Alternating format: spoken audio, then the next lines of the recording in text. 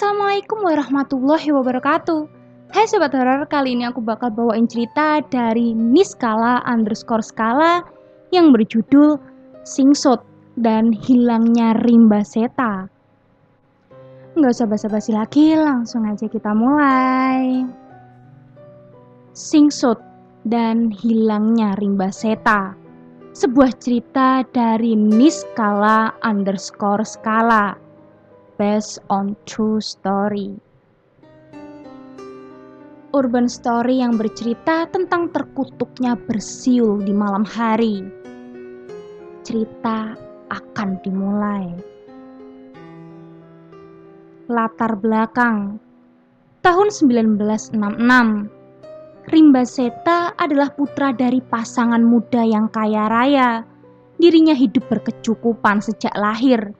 Ayahnya Pak Kerta merupakan pewaris tunggal dari seorang saudagar sembakau kala itu. Sedangkan ibunya, Bu Sanum, merupakan putri dari orang tua yang cukup kaya raya. Di mana ayah Bu Sanum adalah orang Belanda. Jadi Bu Sanum ini seorang blasteran Indo-Belanda. Rimba Seta sudah terbiasa hidup glamor dari kecil. Segala kebutuhannya selalu terpenuhi. Orang tuanya sangat menyayanginya. Namun, akibat Rimba Seta terlalu dimanja, menyebabkan dia tumbuh menjadi anak yang kurang memiliki etika dan sopan santun.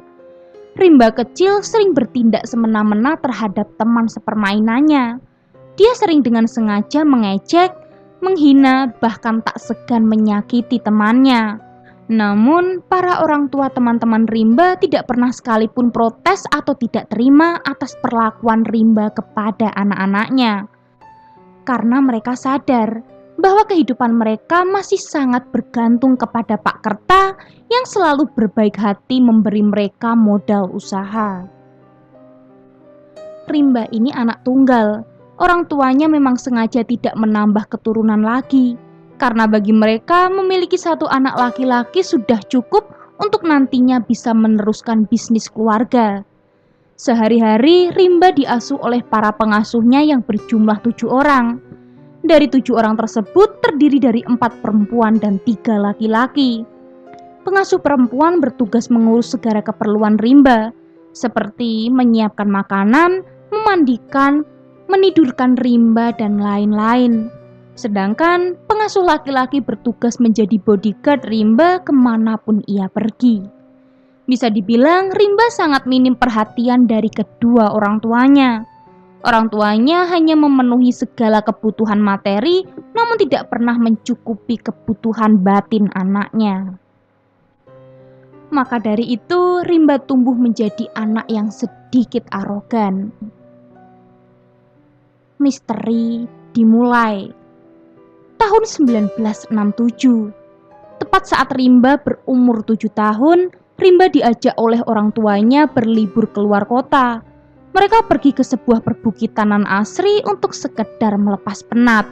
Seisi rumah diajaknya, termasuk semua pengasuh Rimba. Mereka menyewa sebuah villa di bukit tersebut untuk 1 minggu. Pemandangan di sana sungguh sangat indah.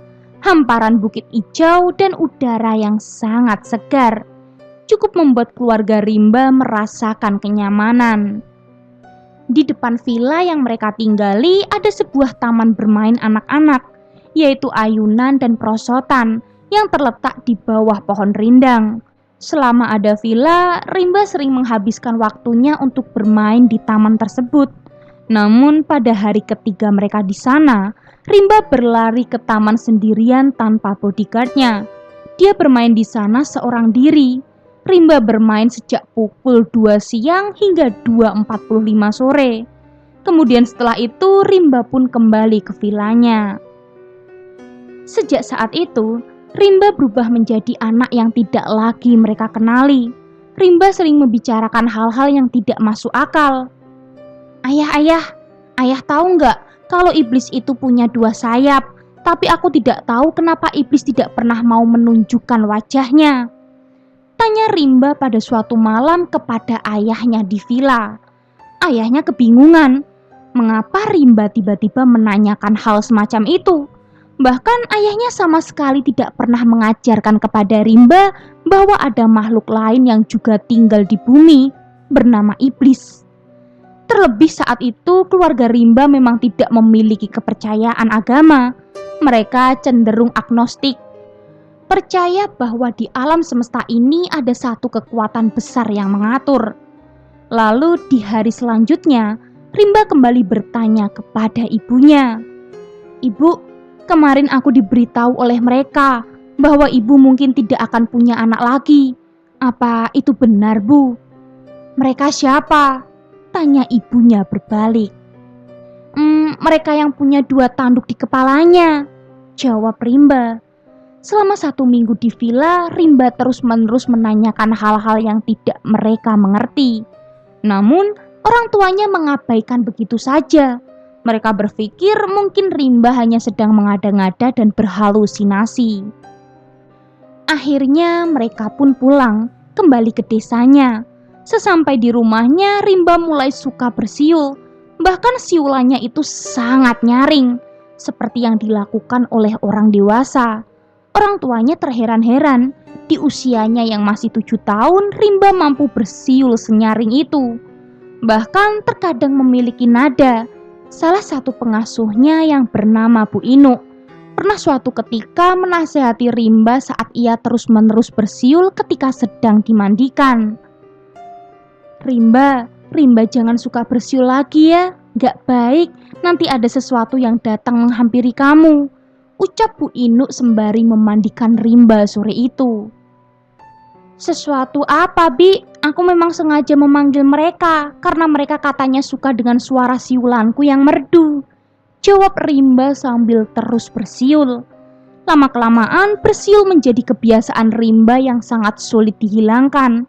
Sudah berkali-kali dinasehati, namun Rimba selalu menolak nasihat, bahkan melawan dan mengamuk kepada siapapun yang melarangnya untuk bersiul. Sejak Rimba suka bersiul, Rimba tidak pernah lagi keluar dari rumahnya untuk bermain dengan teman-temannya. Bahkan orang tuanya sampai mengundang teman-teman Rimba untuk datang ke rumah dan bermain bersama Rimba. Namun Rimba justru mengunci dirinya di dalam kamar seorang diri. Sudah berbulan-bulan keadaan ini terus terjadi. Orang tuanya mulai merasa khawatir dengan perubahan aneh Rimba. Muncul desas-desus di masyarakat bahwa Rimba sebenarnya bukanlah Rimba, melainkan sosok lain yang mendiami tubuh Rimba. Namun orang tuanya menepis jauh-jauh kabar tersebut dan tidak mempercayainya sama sekali. Beberapa kali di pagi hari ketika pengasuhnya membangunkan Rimba, mereka mengaku melihat tubuh Rimba lebam-lebam biru, terutama di bagian leher, lengan, dan kaki. Namun setelah pengasuh tersebut melapor kepada orang tua Rimba, lebam-lebam tadi telah menghilang. Pak Kerta pun sering marah kepada para pengasuh yang melaporkan kebohongan, karena Pak Kerta tidak pernah satu kali pun menyaksikan lebam pada tubuh Rimba. Bahkan Pak Kerta pernah mencoba untuk dia sendiri yang membangunkan Rimba di pagi hari. Namun nihil, tidak ditemukan apapun di tubuh Rimba. Tetapi para pengasuh terus-menerus melihat kejanggalan pada tubuh Rimba. Salah satu pengasuh bahkan bersumpah bahwa ia pernah mendengar Rimba bersiul di kamarnya pada tengah malam, menjelang pagi sekitar pukul 2 dini hari. Pengasuh tersebut menempelkan telinganya di pintu kamar Rimba, dan ia mendengar dengan sangat jelas itu suara siulan Rimba, disusul dengan tertawaan Rimba yang cekikikan seperti sedang berbicara dengan orang lain. Pengasuhnya yang khawatir pun mencoba pintu Rimba, namun terkunci. Ia begitu nyeri dan memilih kembali ke kamarnya. Tidak sampai di situ. Pada suatu malam, Rimba pernah kedapatan sedang berjalan menuju gerbang depan rumahnya, sendirian. Salah satu bodyguardnya yang melihatnya segera mencegat Rimba. "Rimba, mau kemana malam-malam begini?" tanya bodyguardnya. "Malam ini mereka tidak mau datang, katanya sedang ada pesta di lapangan dekat persimpangan ujung jalan sana. Jadi aku memutuskan untuk ke sana saja menghampiri mereka," jawab Rimba. Bodyguardnya sama sekali tidak mengerti apa yang dibicarakan oleh Rimba. Ia lalu berinisiatif langsung menggendong Rimba membawanya ke kamar. Keesokan harinya, seorang laki-laki paruh baya tak dikenal datang mengetuk rumah Rimba. Salah satu pengasuhnya pun menghampiri laki-laki tersebut. Perawakannya tinggi besar, rambutnya cepak menggunakan topi dan setelan jas berwarna hitam, serta menggunakan sepatu pantofel hitam. Laki-laki itu juga menggunakan masker dan kacamata hitam, sehingga tidak terlihat jelas wajahnya. Ketika ditanya oleh pengasuh siapa dia dan bermaksud apa, laki-laki tersebut hanya terdiam. Namun ia menyodorkan sebuah kotak kecil, lalu bergegas untuk pergi. Pengasuhnya pun heran. Ia lalu masuk dan memberikannya kepada Pak Kerta. Tidak ada nama pengirim di kotak tersebut. Setelah dibuka, di dalamnya terdapat beberapa tulang belulang yang sepertinya itu tulang binatang dan selembar surat. Surat tersebut berisi ancaman. Saya tertawa mendengar kabar yang merebak di masyarakat bahwa anakmu mulai bertingkah seperti orang tidak waras. Bahkan banyak yang menganggap anakmu itu dirasuki oleh iblis. Sebenarnya semua yang terjadi dengan anakmu adalah pekerjaanku. Saya bersumpah bukan anakmu satu-satunya yang menjadi klienku. Ada banyak. Sudah saya bilang bukan, ini adalah pekerjaan saya. Karena saya akan mendapat banyak sekali uang jika saya merampungkan misi saya. Asal kamu tahu, kekayaanmu itu bukan apa-apa jika dibandingkan dengan apa yang akan saya peroleh nantinya. Ketika kamu telah mendapati anakmu tidak ada di suatu malam ganjil, bersiaplah. Pak Kerta tidak mengerti sama sekali apa yang tengah pengirim surat coba bicarakan melalui tulisannya. Tetapi satu yang ia pahami, anaknya berada dalam bahaya. Hari itu juga Pak Kerta dan Bu Sanum mengadakan sayembara besar-besaran hampir ke seluruh penjuru kota. Mereka meminta untuk siapa saja yang mampu menemukan laki-laki yang diduga pelaku kejahatan terhadap anaknya akan diberi imbalan senilai 1 juta rupiah. Di mana di waktu itu, uang 1 juta rupiah sudah sangat-sangat banyak. Dan tidak hanya uang imbalannya, namun juga sepetak tanah 80 meter persegi. Masyarakat pun heboh dan berlomba-lomba mencari laki-laki yang dimaksud. Hampir semua warga beralih dari pekerjaan utamanya demi mencari pelaku. Bahkan banyak juga yang memakai jasa dukun untuk membantu menemukan pelaku. Bagi seorang Pak Kerta, imbalan segitu besarnya sangatlah kecil. Karena kekayaannya Pak Kerta, jangan ditanya lagi, tidak akan habis 7 turunan pun. Para pengasuh diperintahkan untuk memperketat penjagaan Rimba Seta. Bahkan Rimba tidak diperbolehkan keluar kamar. Namun karena orang tuanya memperlakukan seperti itu, Rimba justru semakin memberontak. Rimba sering mencakar para pengasuh, menolak makan dan buang air di kasur. Padahal ada kamar mandi di dalam kamarnya. Para pengasuh mulai mengeluh atas perlakuan Rimba kepada mereka. Bahkan pernah suatu siang, tak segan Rimba menendang wajah pengasuh, sampai mata pengasuhnya bengkak. Para pengasuh merasa itu bukan lagi Rimba yang mereka kenal.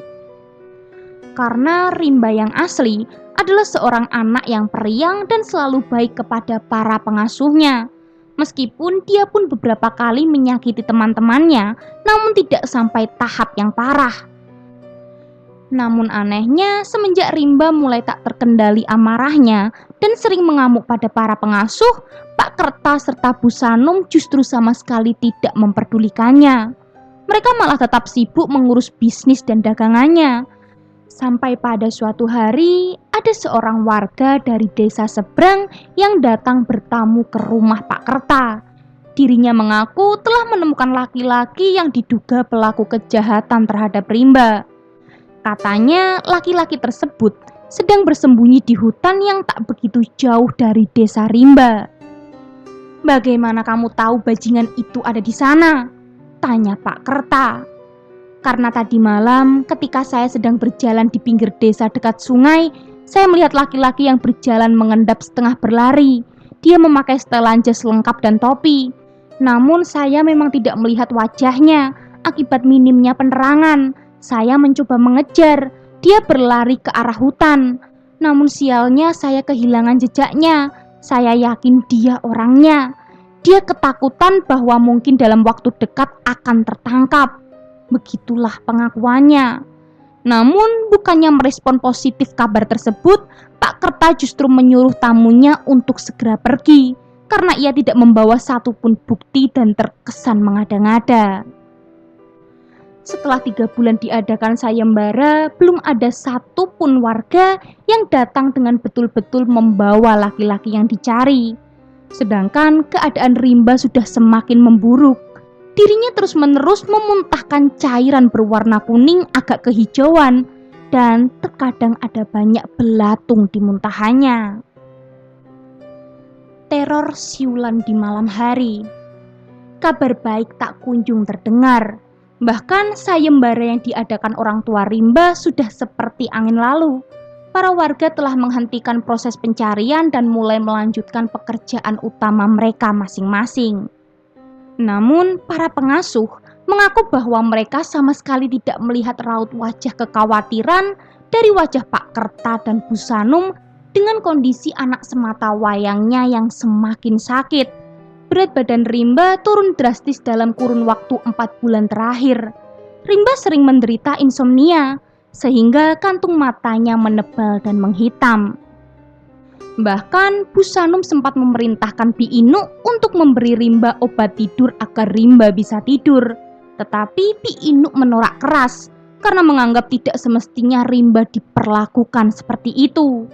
Setiap malam hari ketika bodyguard Rimba tertidur di depan kamar Rimba dengan beralaskan tikar. Sedangkan kedua pengasuh tidur di lantai kamar Rimba dekat ranjangnya.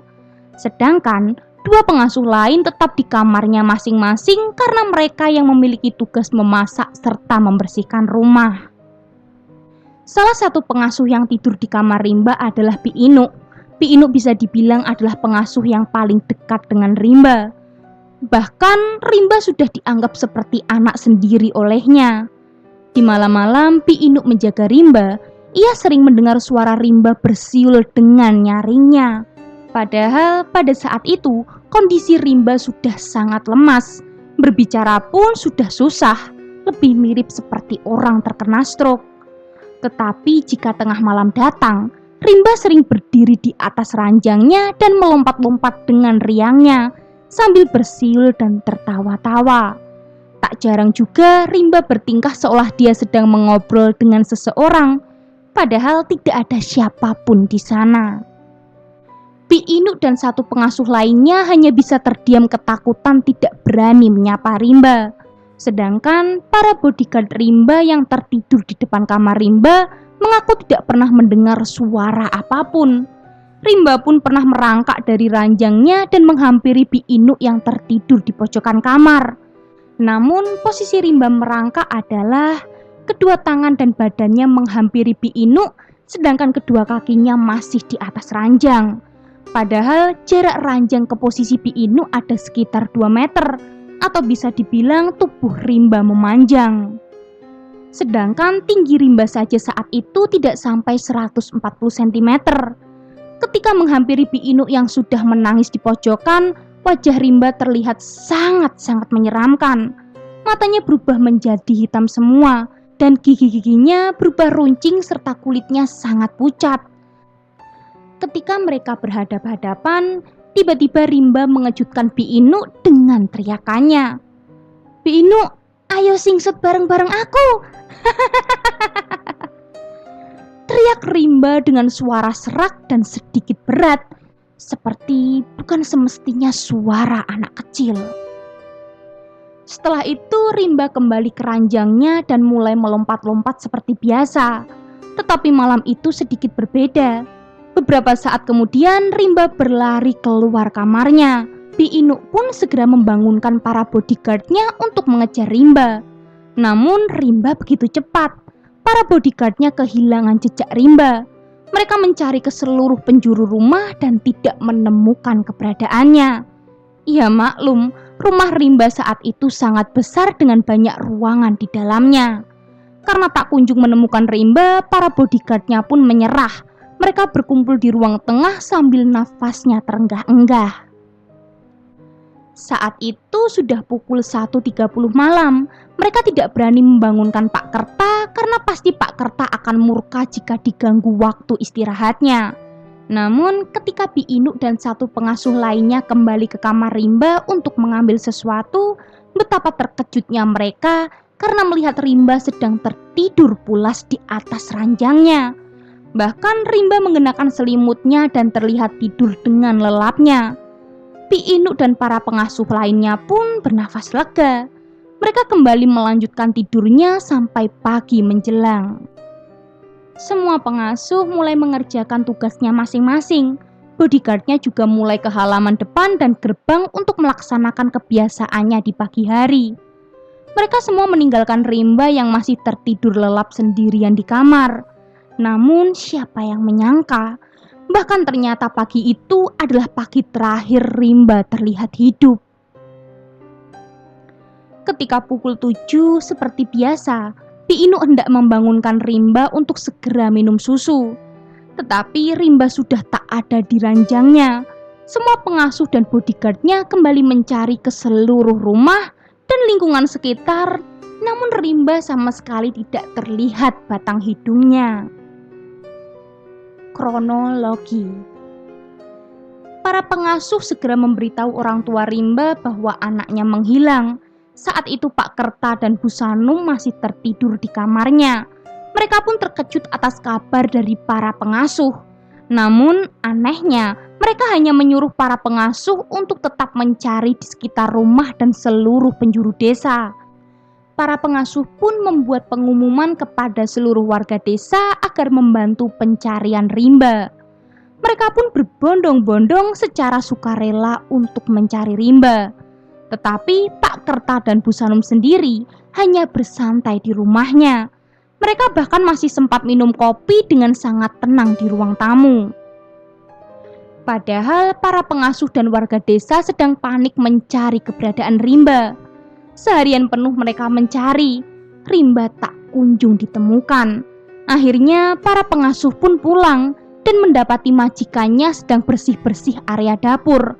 Mereka mengelap bagian kompor serta beberapa bagian lantai dapur. Bi Inuk pun inisiatif bertanya, "Tuan, kenapa Tuan dan Nyonya membersihkan dapur? Biar kami saja." "Ah, tidak apa-apa, Bi. Kalian kan pasti lelah mencari Rimba. Jadi kami saja yang beberes rumah. Bagaimana? Apa Rimba sudah ditemukan?" tanya Pak Kerta. "Belum, Tuan. Bahkan kami dan warga desa sudah mencari sampai desa seberang. Namun Rimba sama sekali tak terlihat. Apa yang harus kami lakukan, Tuan? Apa perlu kami lapor polisi?" "Sudah, tidak perlu. Kita tunggu saja dia pulang dengan sendirinya. Kalian kerjakan tugas kalian seperti biasanya saja," jawab Bu Sanum. "Tapi Nyonya..." "Sudah, tidak perlu membantah. Kerjakan saja tugas kalian." Tiba-tiba suara Pak Kerta meninggi. Mau tak mau, para pengasuhnya pun hanya menuruti saja kemauan majikan mereka. Ketika Bi Inuk dan beberapa pengasuh lain mulai memasak makan malam, tak sengaja Bi Inuk melihat sebuah potongan kain berwarna biru terselip di kompor. Bi Inuk pun mengambil potongan kain tersebut menunjukkan kepada pengasuh lain. Jika diperhatikan dengan baik-baik, potongan kain tersebut mirip dengan baju yang terakhir dikenakan oleh Rimba. Mereka pun kembali panik, tetapi di sisi lain mereka pun takut dimarahi oleh Pak Kerta. Akhirnya mereka mendiamkan penemuan tersebut untuk sementara waktu. Keesokan harinya, salah satu bodyguard hendak mengambil sebuah alat dan cairan pembasmi rumput yang terletak di gudang bawah tanah. Awalnya ia tidak mendapati sesuatu yang aneh. Namun semakin ia masuk, semakin ia mencium bau anyir darah. Dia pun mencari sumber bau tersebut. karena ia khawatir ada bangkai tikus atau binatang lainnya. Kebetulan di gudang bawah tanah tersebut memang digunakan sebagai tempat penyimpanan peralatan kebun dan juga penyimpanan jerami kering yang biasa Pak Kerta gunakan untuk membasmi nyamuk yang ada di sekitar tokonya. Bodyguard tadi perlahan mendekati ke arah tumpukan jerami dan salah satu sudut ia melihat bercak darah. Dia pun mulai membuka tumpukan jerami tersebut dan betapa terkejutnya bahwa yang ada di sana adalah tubuh Rimba Seta yang sudah terkulai lemas dan nyawanya sudah tidak tertolong lagi. Rimba ditemukan dengan kondisi yang sangat-sangat mengenaskan, di mana lehernya telah digorok cukup dalam sehingga kepalanya hampir saja terlepas. Terdapat banyak sekali luka sayatan di tubuhnya, terutama di bagian lengan, kaki, dan perut Rimba. Kedua matanya telah tercongkel dan hilang entah kemana. Telinga kanannya putus, jari-jari kakinya menghilang, beberapa organ dalam perutnya keluar, dan yang paling mengerikan adalah alat kelamin Rimba pun ikut menghilang. Bahkan saat ditemukan, mulut Rimba menganga dengan lidah yang telah terpotong. Bodyguardnya benar-benar kaget bukan main. Dia berkali-kali hendak muntah akibat ngerinya kondisi Rimba saat itu. Ia pun bergegas naik ke atas dan mengabarkan kepada seluruh penghuni rumah. Para pengasuhnya sangat-sangat terkejut. Pak Kerta dan Bu Sanom hanya memerintahkan agar mayat Rimba segera dikuburkan. Berita menyebar dengan cepat. Para warga berdatangan untuk melayat. Meskipun keluarga Pak Kerta tidak memiliki kepercayaan, namun karena saran warga sekitar, akhirnya mereka memakamkan Rimba dengan menggunakan cara agama Islam. Para warga sangat prihatin dengan apa yang menimpa Rimba. Mereka juga sangat kasihan kepada Pak Kerta dan juga Bu Sanom karena Rimba adalah anak semata wayang mereka. Setelah Rimba dimakamkan, banyak kejanggalan yang dirasakan oleh bodyguard dan para pengasuhnya. Ada tanda tanya besar mengenai apa penyebab kematian Rimba. Dan jika dia dibunuh, lalu siapa pelakunya? Banyak kecurigaan-kecurigaan yang bermunculan kepada orang tua Rimba dan para pengasuh. Penyebab kematian Rimba Seta, dibunuh atau diambil las. Meskipun jasad Rimba Seta telah dikuburkan, namun tidak turut hilang pula desas-desus mengenai kematian Rimba Seta yang terbilang sangat tidak wajar. Banyak yang berspekulasi bahwa Rimba dibunuh oleh kedua orang tuanya, dan banyak juga yang menduga Rimba dibunuh oleh salah satu pengasuhnya. Dan penyebabnya adalah karena menurut warga sekitar, para pengasuh kerap kali dibuat kesal akibat kenakalan Rimba yang terkadang di luar batas normal. Namun tidak sedikit juga yang tetap mempercayai bahwa Rimba tewas karena diambil oleh arwah-arwah yang selama ini telah bersemayam cukup lama di dalam tubuh Rimba. Pak Kerta dan Bu Sanom memilih bungkam atas kabar yang sedang beredar di masyarakat. Sejak kematian Rimba, mereka menutup diri dan menutup rumahnya rapat-rapat.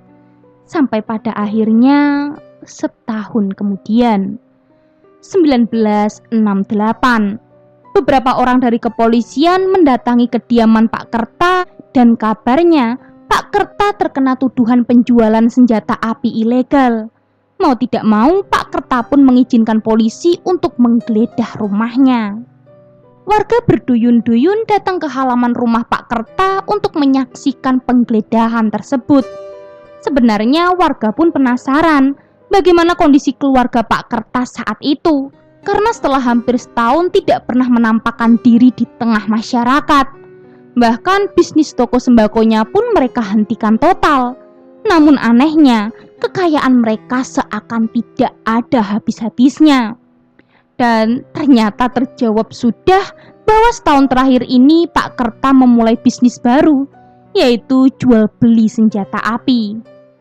Terbukti setelah beberapa saat polisi menggeledah gudang bawah tanah, mereka menemukan ratusan senjata api yang disembunyikan di bawah jerami kering. Pak Kerta dan para pengasuh yang saat itu telah beralih tugas menjadi agen bawahan Pak Kerta langsung ditangkap dan dibawa ke kantor polisi. Tetapi yang mengejutkan adalah baru diketahui saat itu juga ternyata Bu Sanum telah menderita sakit jiwa sejak 6 bulan terakhir. Namun parahnya, Pak Kerta sama sekali tidak pernah membawa Bu Sanum pergi untuk berobat, yang menyebabkan penyakit Bu Sanum menjadi semakin parah. Sehari-hari ia terus-menerus mengamuk dan mencari-cari anaknya, ya, Rimba Seta. Bahkan kebiasaannya di malam hari adalah menari-nari di balkon lantai 2 rumah mereka, sendirian. Bu Sanum mengalami depresi berat, emosinya tidak stabil, sedikit-sedikit tertawa, kemudian beberapa saat berubah menangis terseduh-seduh. Warga pun miris melihat keadaan Bu Sanum waktu itu. Akhirnya polisi membawa Bu Sanum ke rumah sakit jiwa. Di kantor polisi, Pak Kerta dimintai keterangan sejelas-jelasnya mengenai kasus yang menimpanya. Setelah penjelasan kasus jual beli senjata api dianggap tuntas, tiba-tiba polisi menanyakan perihal kematian anaknya setahun lalu yang tidak wajar. Awalnya Pak Kerta tidak mau memberi penjelasan apa-apa, namun akhirnya ia angkat bicara bahwa yang membunuh Rimba adalah salah satu pengasuhnya. Ya, dia adalah Bi Inu. Pak Kerta menceritakan bahwa pagi itu sekitar pukul 4.30 ia mendengar suara teriakan Rimba. Ia pun berinisiatif menghampiri sumber suara tersebut yang berasal dari arah dapur. Saat ia sampai di dapur, ia melihat anaknya sedang disayat-sayat oleh Bi Inu dengan wajah Bi Inu yang sangat-sangat kesal. Pak Kerta sempat terheran kemana perginya semua pengasuh yang lain dan para bodyguardnya. Pak Kerta pun menghampiri Bi Inu sambil mencegah perbuatannya. Namun Bi Inu terlanjur membabi buta, sampai akhirnya Rimba terkulai lemas dan nyawanya tidak tertolong lagi. Ketika Bi Inu menyadari perbuatannya, ia pun memohon kepada Pak Kerta agar mengampuninya. Ia melakukan itu karena ia sudah tak tahan lagi dengan kelakuan-kelakuan aneh Rimba setiap tengah malam, yang membuatnya depresi, dan setiap ia mendengar siulan Rimba, ia merasa sangat ingin membunuh Rimba. Disitulah Pak Kerta sempat mengalami kebimbangan.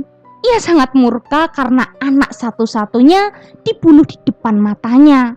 Namun ia juga tak sampai hati melaporkan Bi Inu ke polisi karena Bi Inu merupakan selingkuhan dari Pak Kerta. Baru diketahui bahwa ternyata Pak Kerta memang memiliki hubungan gelap dengan Bi Inu. Hubungan tersebut sudah terjalin cukup lama, namun Bu Sanum sama sekali tidak menyimpan curiga.